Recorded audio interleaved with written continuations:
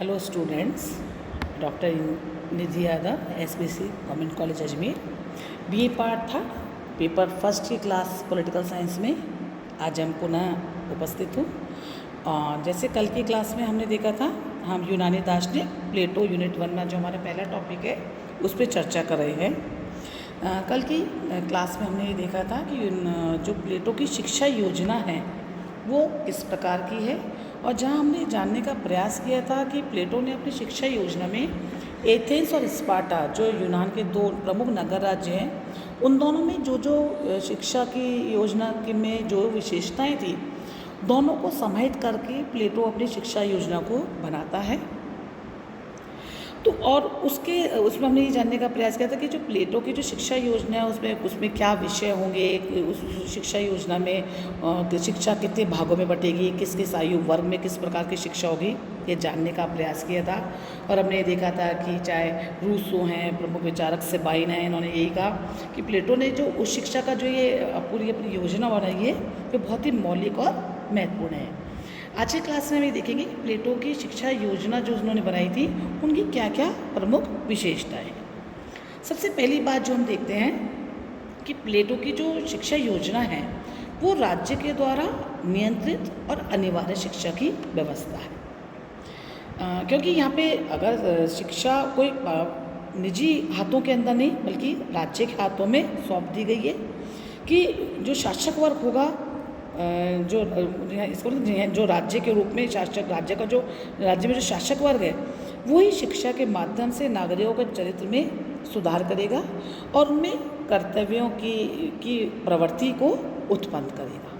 जैसा कि इस संबंध में एक प्रमुख विचारक है सेबाइन, उन्होंने कहा भी है कि प्लेटो की जो शिक्षा है वो मानवीय प्रवृत्ति में, उसकी प्रवृत्ति में सुधार कर वो एक ऐसे राज्य का निर्माण करने का प्रयास करता है कि जहाँ प्लेटो अपनी शिक्षा के द्वारा जो शासक तैयार करेगा उनसे वो एक सकारात्मक एफर्ट वो अपना इसमें डालता है। तो पहली विशेषता जो निकल करके आती है कि प्लेटो की जो भी शिक्षा योजना है वो किन्हीं निजी हाथों में नहीं है, न ही वो परिवार का दायित्व है, बल्कि राज्य के द्वारा नियंत्रित और कंपल्सरी एजुकेशन का वो सिस्टम है। दूसरी बात, प्लेटो की जो शिक्षा योजना है वो एक टोटल पैकेज के रूप के अंदर सामने आती है, जहाँ जो नागरिक है या जो स्टूडेंट है उसका संपूर्ण सर्वांगीण विकास करना शिक्षा का उद्देश्य है। यहाँ पे उसकी शारीरिक, मानसिक, आत्मिक टोटल डेवलपमेंट जो उसका है वो शिक्षा के माध्यम से होगा। ये विशेषता अपने आप में बहुत अनूठी है। क्योंकि ये बहुत नेचुरल है या बहुत वास्तविक और एक कंप्लीट एजुकेशन का जो सिस्टम है जिसकी हम बात करते हैं, प्लेटो ने उसको अपनी शिक्षा योजना में देने का प्रयास किया है कि जहाँ वो मात्र नागरिकों के अंदर उनको एक पाठ्यक्रम पूरा कराने तक ही वो संबंधित नहीं है, अपितु नागरिकों का जो सर्वांगीण विकास है उस पर भी वो अपना ध्यान केंद्रित करता है। तीसरी बात, प्लेटो की जो शिक्षा योजना है उसने उसको दो भागों में बांटा है, प्रारंभिक प्राइमरी एजुकेशन और हायर एजुकेशन, है ना, और वो उनको दो भागों में बांटता है। और इस प्रकार से अगर वो और आज के मॉडर्न आधुनिक समय में भी हम देखते हैं कि शिक्षा को हम दो भागों के अंदर बांट करके चलते हैं। तो प्लेटो का जो ये विचार था कि शिक्षा को दो भागों में बांटा जाना चाहिए, बहुत मनोवैज्ञानिक साइकोलॉजिकली, है ना, बहुत एक बिल्कुल राइट, हमको बिल्कुल सही लगता है, एप्ट लगता है कि प्रत्येक उम्र के जो विद्यार्थी होता है उसकी अपनी उस समय की मानसिक दृढ़ताएँ, मानसिक योग्यताएँ अलग प्रकार की होती हैं और एज वाइज के उम्र के हिसाब से उसको अलग किस उम्र में उसको किस प्रकार की शिक्षा की ज़रूरत है वो उसको प्रोवाइड राज्य के द्वारा की जानी चाहिए। ये भी एक बहुत प्रमुख और अपने आप में अनूठी व्यवस्था है। एक बात और है कि जो प्लेटो की जो ये शिक्षा योजना है ये महिला और पुरुष दोनों के लिए है। और इस दृष्टि से अगर हम इस पॉइंट को अगर हम एनालाइज करें तो हम ये देखेंगे कि स्पार्टा में भी यही व्यवस्था थी कि वहाँ पे केवल मात्र पुरुषों को ही नहीं, स्त्रियों को भी बराबर से सैनिक शिक्षा दी जाती थी। तो इस प्रकार से प्लेटो जो कि एथेंस का ही निवासी है और उसने एथेंस की शिक्षा पद्धति में एक सुधार करा है, जहाँ वो पुरुषों के साथ साथ महिलाओं को भी शिक्षित होने का अधिकार देता है। और अगर हम ये देखें तो आज के समय के अगर हम इस बात को देखते हैं आधुनिक समय में, तो ये बहुत आधुनिक प्रतीत होती है। ये अपने समय से बहुत आगे जाने का सोच का जो विचार था वो प्लेटो का हमको प्रतीत होता है। नेक्स्ट बात कि प्लेटो ने अपनी शिक्षा की जो भी उसकी योजना है, जो भी उनका जो एक व्यवस्था है, उसमें उन्होंने रिलीजन और मॉरलिटी को एक उचित स्थान प्रदान किया है। हमने पहले भी देखा कि जो यूनानी दार्शनिक चिंतक हैं, प्लेटो उसके अंदर नैतिकता और धर्म को प्रमुख स्थान देते हैं। और यहाँ पे जब वो बच्चों के लिए या छात्रों के लिए जब शिक्षा की योजना बनाते हैं, तो विषयों के चयन में या उनके किस प्रकार का साहित्य उनको पढ़ना चाहिए, किस प्रकार की कलाकृतियाँ, किस प्रकार की आकृतियाँ या किस प्रकार का कंटेंट स्टूडेंट पढ़ेंगे, वो नैतिकता की दृष्टि से बहुत सुरुचिपूर्ण और एप्ट होना चाहिए। ये बहुत इम्पोर्टेंट बात है। प्लेटो की शिक्षा योजना ये करने विशेषता ये भी है कि प्लेटो एक गवर्नेंस के लिए या सुशासन के लिए दार्शनिक शासकों को व्यवस्था बताता है जो ज्ञान से भरे हुए हैं, और उनके लिए एक टोटल पैकेज के रूप में एक लंबा शिक्षा की योजना, एक पूरी एक व्यवस्था बताता है, जहाँ वो क्योंकि वो शासन को एक कला मानता है। वो कहता है कि मात्र हर किसी व्यक्ति के अंदर ये गुण नहीं होता है कि वो शासन कार्य को कर ले, तो यह भी उनकी एक अनूठी विशेषता है जहाँ वो शासन को एक कला मान के शासकों के प्रशिक्षण पर बल देता है।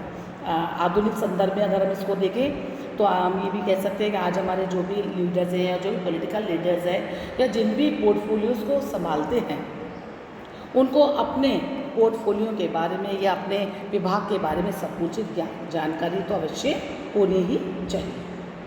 नेक्स्ट विशेषता जो प्लेटो की शिक्षा योजना की हम देखते हैं कि जो उनकी शिक्षा योजना है, उनके लिए शिक्षा जो एजुकेशन सिस्टम है, ये कोई एक शॉर्ट टर्म कोर्स नहीं है, बल्कि एक आजीवन चलने वाला प्रोसेस है। और ये एक बहुत महत्वपूर्ण बात है उनकी शिक्षा योजना की कि वो अपने छात्रों को और नागरिकों को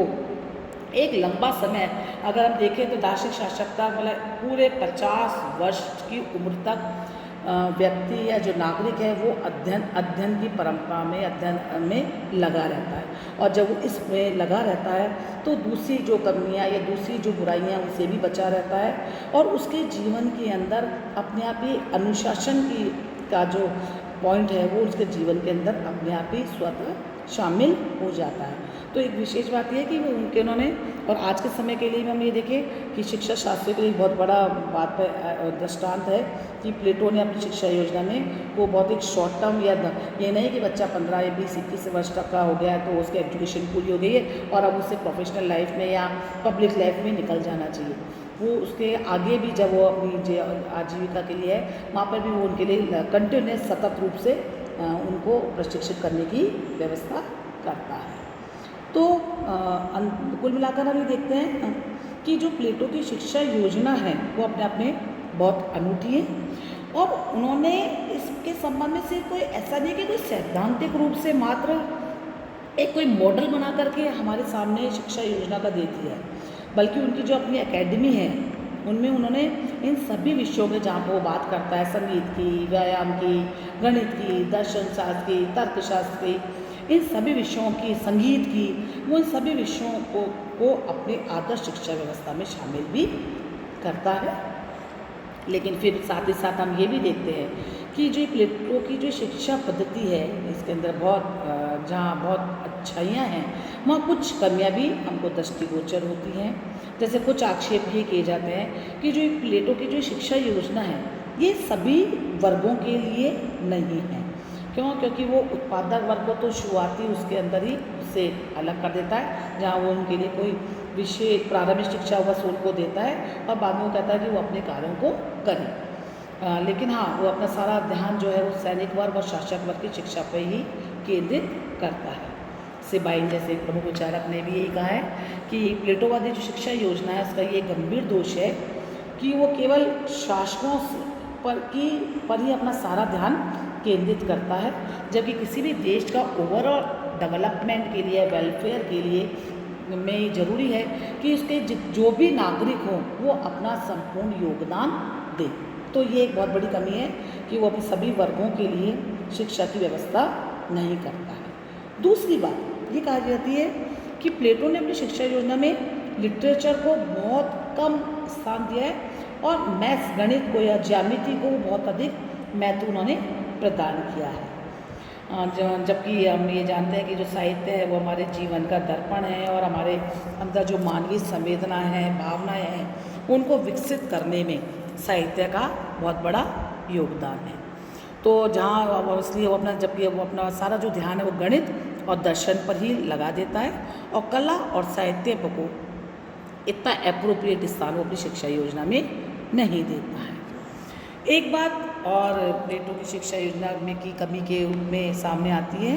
कि उनकी जो शिक्षा योजना है वो सैद्धांतिक अधिक है और प्रैक्टिकलिबिलिटी उसके अंदर बहुत कम है, क्योंकि ऐसा पॉसिबल नहीं है कि व्यक्ति 35, 40, 50 वर्ष की आयु तक शिक्षा ही ग्रहण करता रहेगा। तो ऐसा समझ में नहीं आता कि और अगर शिक्षा ग्रहण करता ही रहेगा और अपने टीचर पर उसकी अगर डिपेंडेंसी बनी रहेगी तो उसमें आत्मनिर्भरता या अपना एक इनिशिएटिव लेने का जो उसकी जो क्षमता है